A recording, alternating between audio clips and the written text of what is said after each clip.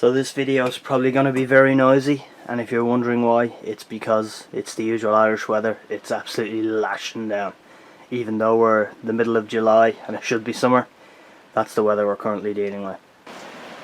So another mystery case on the bench today. So let's pop her open and have a look.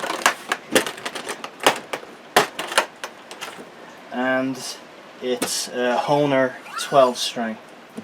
So it's on the bench today for the usual setup, clean up and all that kind of jazz. We've got some issues up here with the tuners. We've got some of the bushings are missing. We'll probably replace that. We might take a look at what's going on with the nut. But our main issue here is this bridge. It's actually lifting away from the body at the moment. So we'll be taking it off, reseating it and re-gluing it back in, and a couple of these pins might need to be replaced as well. But other than that, it's in good working condition. We'll be stringing it up just as a 6 string, so that'll obviously help the bridge as well. So we'll bring it back when we start to dismantle her and get her ready. So you can see here what our issue is with the bridge, how much it's raised and lifted away from the body. So we'll be taking the strings off, removing the bridge, removing all the excess glue from underneath the bridge and from the body, and we'll be reseating it and gluing it back in.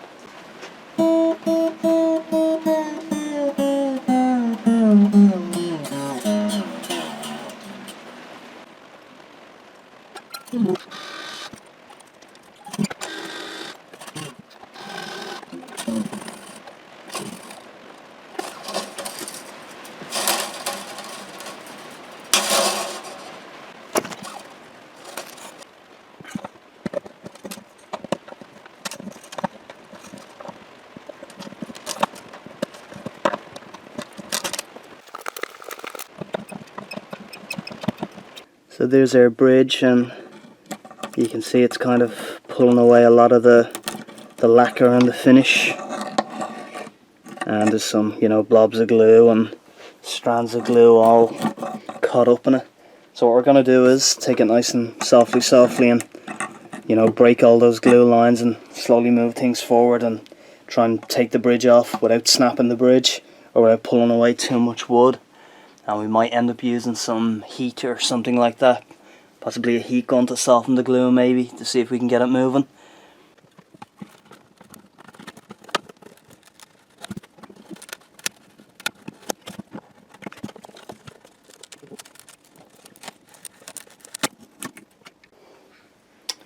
Okay, so the bridge has come away quite easily. And there we are, so we've got lots of old glue on the bridge itself to remove, and you can see the wood here. Got a lot of splinters and stuff have come up with the old glue, and as usual with 12 strings, it's got this kind of little belly bulge just here in the middle. That's normally what happens with these laminated tops. They just kind of aren't strong enough really for 12 strings, but they still get made that way anyway. So when we reclamp our bridge in and we secure everything back down, that will take some of the belly out of it, but not all of it. But it's not really a major issue, and as we're going to be restringing it as a 6 string, it's not going to be a massive issue. And so what our next step is going to be, we're going to clean up the bridge, clean up this area, and prepare the two to get glued back together, and it will hopefully be a more stable glue joint than it was. And the rain has stopped for a few seconds. So with the bridge gone, we can just make out these kind of scratch lines, which just marks out the actual outline of the bridge. So it's this area we need to clean out, as well as the blobs of glue like this, and all their little splinters and shards, to give us a nice clean surface to glue the two pieces back together. And the same with the bridge itself. It's just get all this glue off and try and get us back to bare wood to give us two nice clean surfaces to glue together. So one repair that we can pretty much instantly effect is this missing bushing here. We don't have an exact replacement, but we do have something similar. So we're just going to put that on, press it down, and hey presto, straight away it looks a bit better. And that should do it. Yeah. The machine head still turns freely. So grand, there's one repair out of the way. So this next part is going to be just using various sanding sticks, sandpaper, scrapers, maybe even some small chisels, just to get us back to bare wood so we can glue the bridge back on. And we'll also obviously be cleaning the bridge as well to give us two nice clean surfaces to put back together.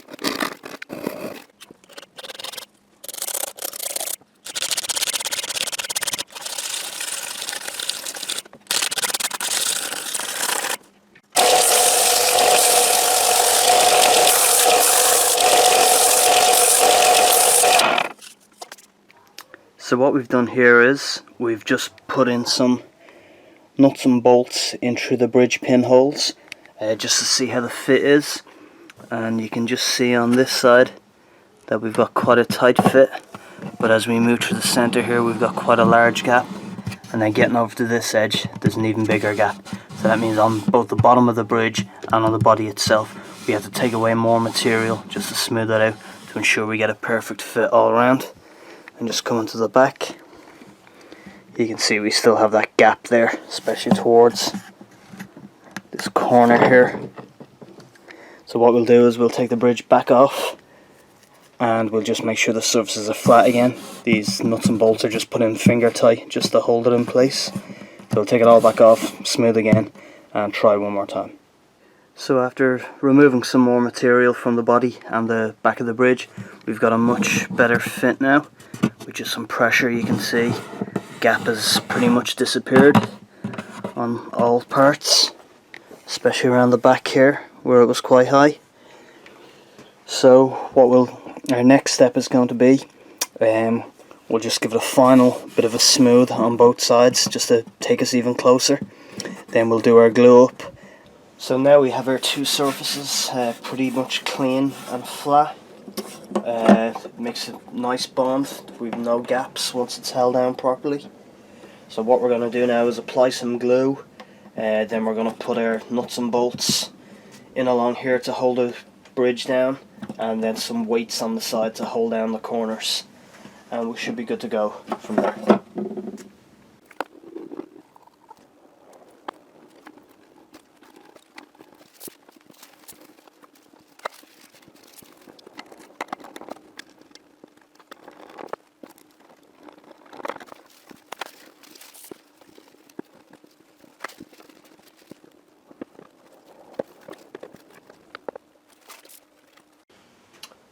Well, we forgot to film it, but we've just tweaked the truss rod.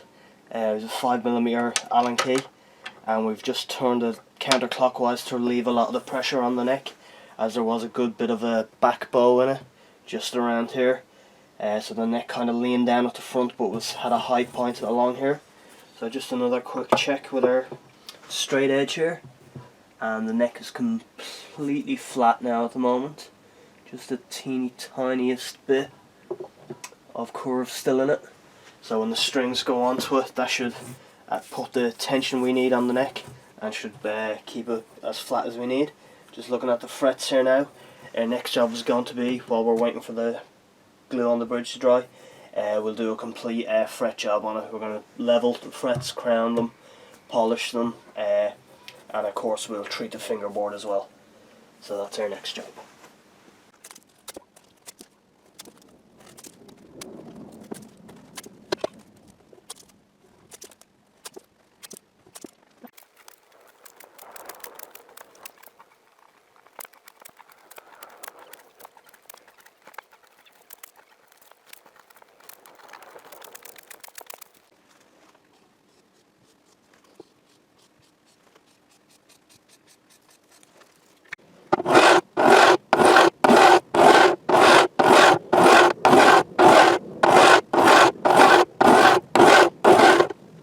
So you can see where the file has removed material and where it hasn't, and that lets us know where our high spots and our low spots are.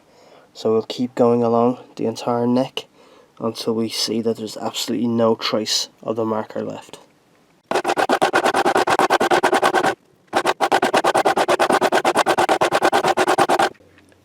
So there's our frets done, and you can see we've removed all traces of the marker, gotten rid of any high spots, low spots and little dings and that kind of thing, and you can just make out the dust from where we filed away material.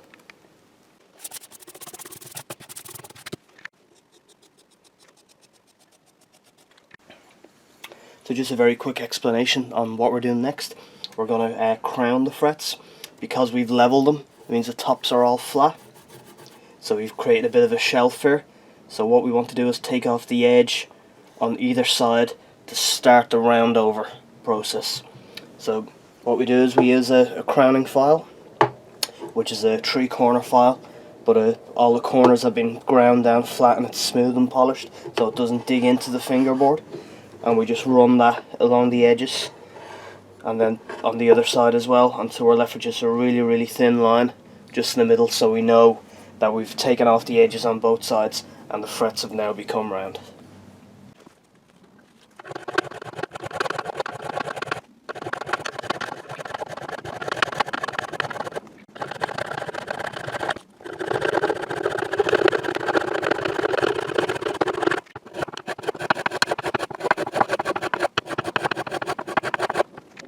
So the next thing we're going to do is dress the fret ends. That's all the edges along here, which they feel kind of sharp, which when your finger runs up and down isn't completely comfortable. So again, we're using one of these files. It's from Crimson Guitars, and the bottom edge is being completely ground off so it's flat and smooth, so it doesn't actually cut into the fretboard, but then on the sides it does. So we can just go like this and we can just take off those sharp corners without risking damaging the fretboard. So even just a few strokes there has completely taken away that sharp edge. So we'll do all of this side and all of the far side then.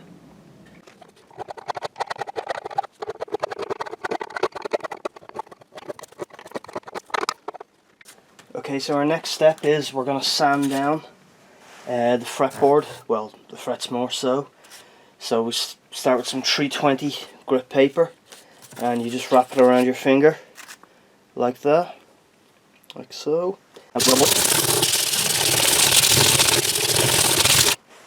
And so what that's going to do is it will help the frets get rounded over, to continue to round over. It will get rid of all the scratches from our leveling file and our crowning file. And as we move up through the grits, this is 320, we're going to do it with 400, 600 and 800. It'll make the frets nice and smooth and get rid of any scratches before we move on to polishing.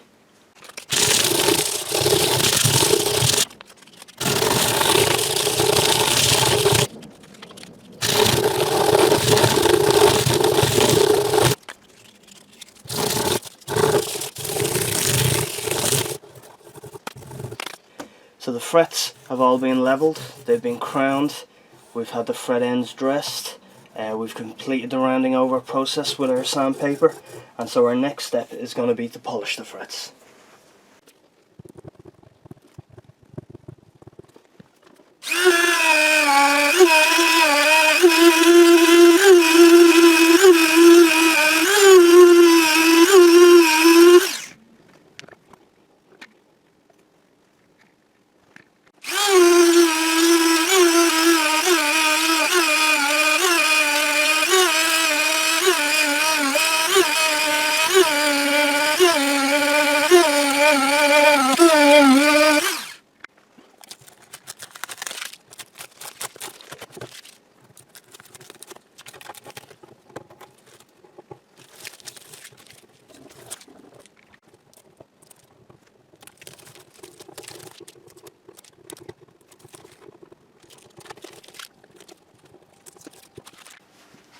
And so now we're going to just treat the fingerboard and moisturise it with some boiled linseed oil.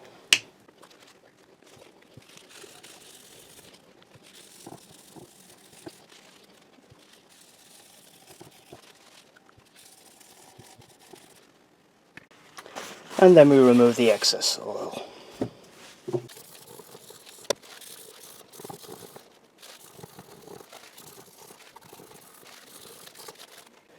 So the next thing we're going to do is just clean up the binding along the edge here. Just like with most plastics, it kind of yellows over the years and through handling and everything else. So all we're going to do is just going to take a cabinet scraper or a card scraper, and we're just going to very lightly push along the edge and just scrape away the top layer of the plastic, and it just brightens it up and, as I said, takes away some of that yellowness and any little scrapes or cracks that sometimes turn up in it. So we're just going to go ahead and do that for the whole neck.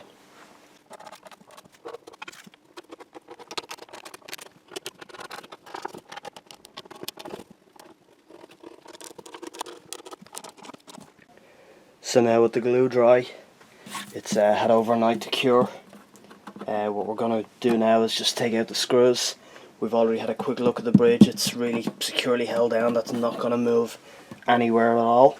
So I'm just going to go ahead and take the screws out and then give the bridge a good clean up.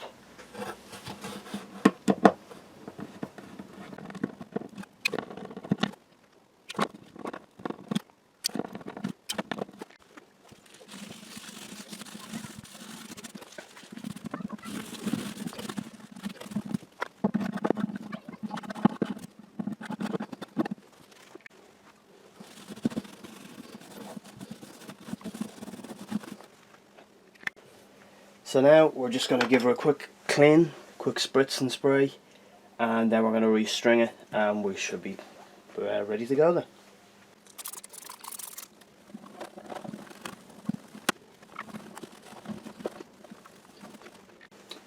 So just to make sure our bridge pins can still go back in, we just have a 4.5mm drill bit, and we're just twisting it by hand inside the holes, just in case there was any squeeze out from the glue or any little particles of wood or anything got trapped inside. So there we go. Our pinholes are nice and clear and we can see straight through. So we just check with a pin. Yeah, they're all going in fine. Should be right.